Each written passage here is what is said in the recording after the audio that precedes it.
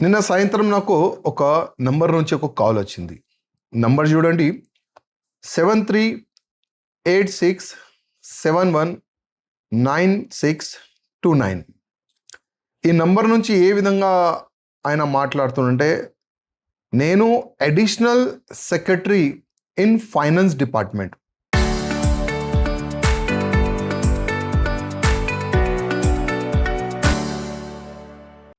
పేరన్నడైన దిలీప్ కుమార్. అదేవిధంగా prime minister Viksit Bharat ఒక scheme launch అయింది. ఆ స్కీమ్ కిందనే మన తెలంగాణ ముఖ్యమంత్రి గారు చీఫ్ మినిస్టర్ ఎంప్లాయ్మెంట్ ఆ స్కీమ్ కూడా మన చీఫ్ మినిస్టర్ గారు లాంచ్ చేసినారు కదా. కొంతమంది యువకులకి ఈచ్ కాన్స్టెన్సీ 3 కోట్ల రూపాయలు, అంటే ఒక యూత్కి 10 lakh రూపీస్ వాళ్ళు లోన్గా ఇస్తున్నారు. అదేవిధంగా 50% సబ్సిడీ ఉంటుంది. మీరు ఎందుకు అప్లై చేయలేదు, మీరు ఎందుకు ఇంత లేట్ అయినారు, మీరు అన్ని విధాలుగా ఈ స్కీమ్కి మీరు ముందుంటారు కదా, ఎందుకు ఈ స్కీమ్ మీ నాలెడ్జ్లో రాదా అని ఆ యాంగిల్లో అయినా మాట్లాడాడు. నేను చెప్పిన కరెక్టే, నాకు ఈ నాలెడ్జ్లో రాలేదు, నాకు తెలియదు. ఎందుకంటే ఫైనాన్స్ డిపార్ట్మెంట్ నుంచి డైరెక్ట్లీ నాకు కాల్ అంటే నేనైతే నిజం అనుకున్నా. దాదాపు నేను ఆయన చెప్పిన మాటలకి నేను నమ్మినా కూడా. మళ్ళా నాకు డౌట్ వచ్చింది, ఏదో ఒక తేడా కనబడుతుంది. ఎందుకంటే ఆయన మాటల్లో ఏమంటుండంటే, సార్ ఈ రోజే అంటే నిన్న నైటే మీరు ఆధార్ కార్డులు అన్నీ పెట్టాలి, ఎందుకంటే దాంట్లో ఎంతమంది కేపబుల్ ఉన్నారో లేరో అది మొత్తం మేము చూసుకోవాలి.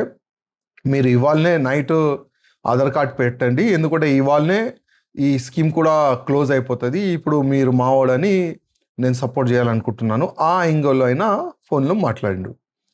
నేను మంచి సార్, నేను మాట్లాడి ఇప్పుడే మీకు అప్డేట్ చేస్తాను, ఫోన్ కట్ చేసి మన భట్టి గారు పిఏకి నేను కాల్ చేసిన. ఫోన్ చేసి అడిగిన, అసలు ఈ వ్యక్తి ఇట్లాంటి డిపార్ట్మెంట్లో ఈ వ్యక్తి ఉన్నాడా అడిగిన.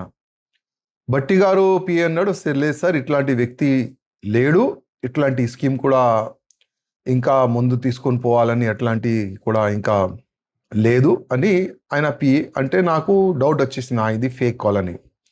ఎందుకంటే గతంలో కూడా ఇట్లాంటి కాల్స్ చాలా వరకు వచ్చింది. అంటే జనాలకి ట్రాప్ చేస్తున్నారు, జనాలు ట్రాప్ అవుతున్నారు, మనం చూస్తున్నాం. అంటే ఇప్పుడు ఈ ట్రాప్ చేసేవాళ్ళు, ఈ మోసగాలు ఎమ్మెల్యేస్ కూడా ఏడుస్తలేరు. ఎందుకంటే ప్రతి ఒక్క ఎమ్మెల్యే ప్రతి ఒక్క స్కీము బెనిఫిట్ ఆయన నియోజకవర్గం ప్రజలకి వెళ్ళాలని ఒక ఆలోచనలో ఉంటారు ప్రతి ఒక్క ఎమ్మెల్యే.